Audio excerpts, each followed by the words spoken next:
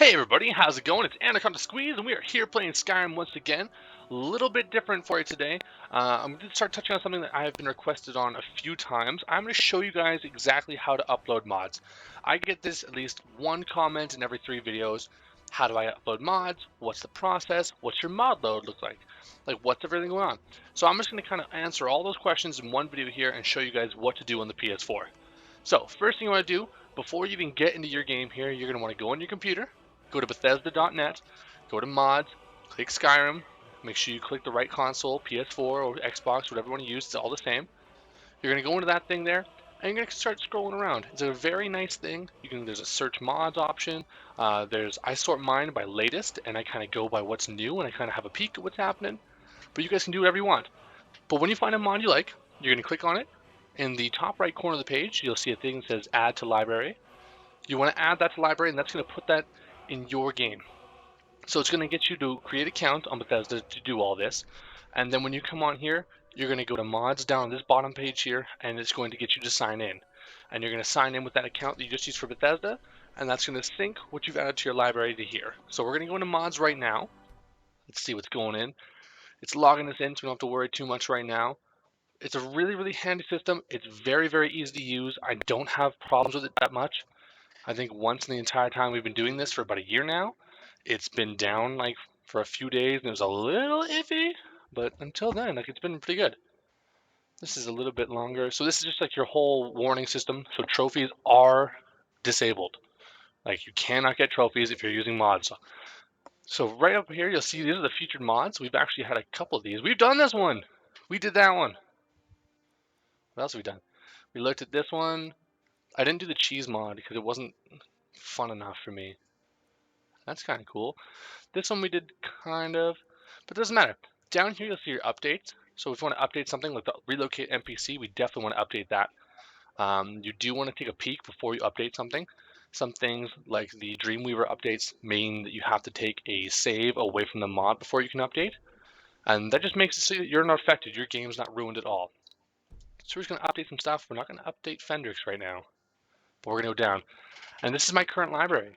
Now, as you can see, there's some ones that we haven't done already. Like this Mortal Kombat one is I'm going to start something on. But the old guardhouse is one we've been doing. And you can see those icons in the bottom right. So you can see the little down arrow. That means that we have enabled it. We've downloaded it.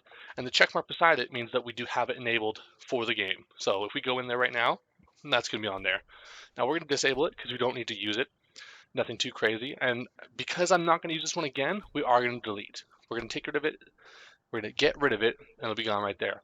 Now, the one that we're going to start going on next is the Chartreuse Pod Reviri, which I don't know if I'm pronouncing that right, and I don't honestly think I am.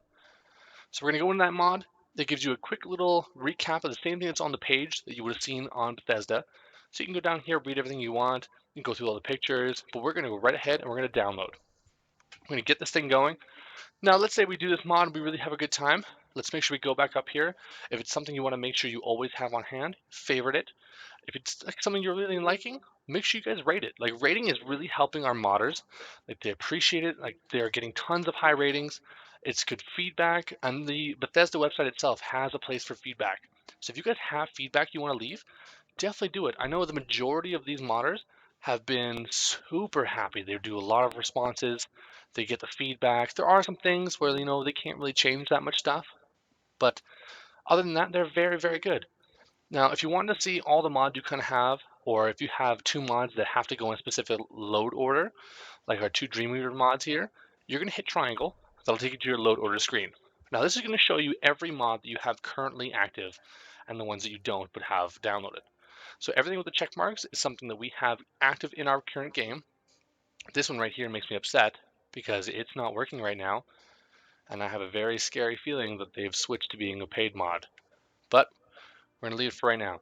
Keep going down here and you can see every order that you're in. So when it comes to stuff like the Dreamweaver mods, we have to have the Dreamweaver Port of Call mod installed first, and we have to change the orders so that the Dreamweaver Excursions mod is below it.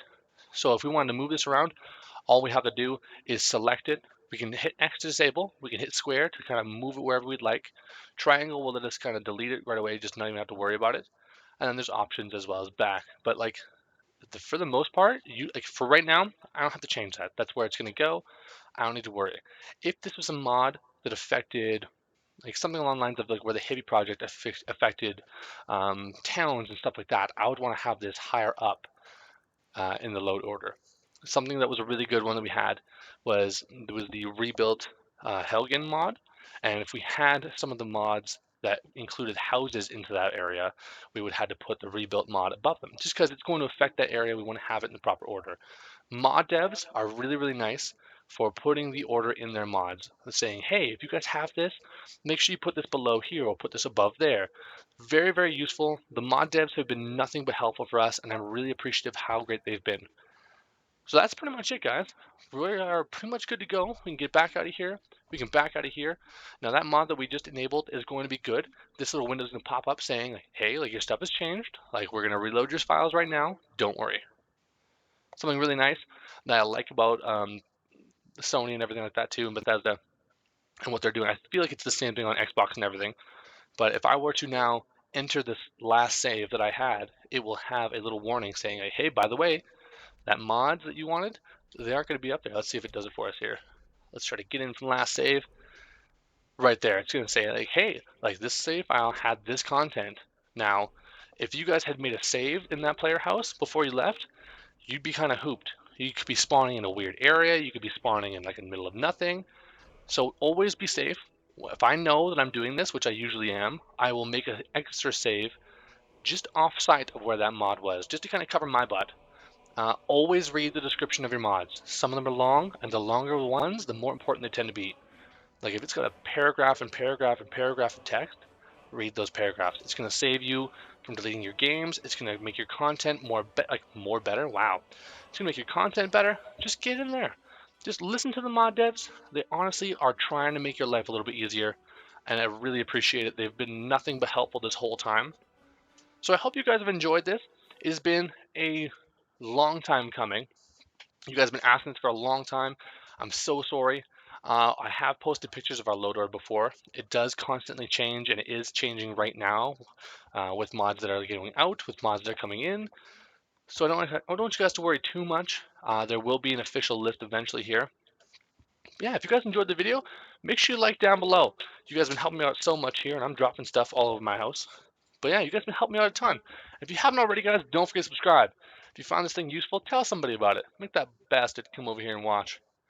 Until next time, guys, my name is Anaconda Squeeze. This has been Skyrim on the PS4, how to do mods. I will see you all later. Bye!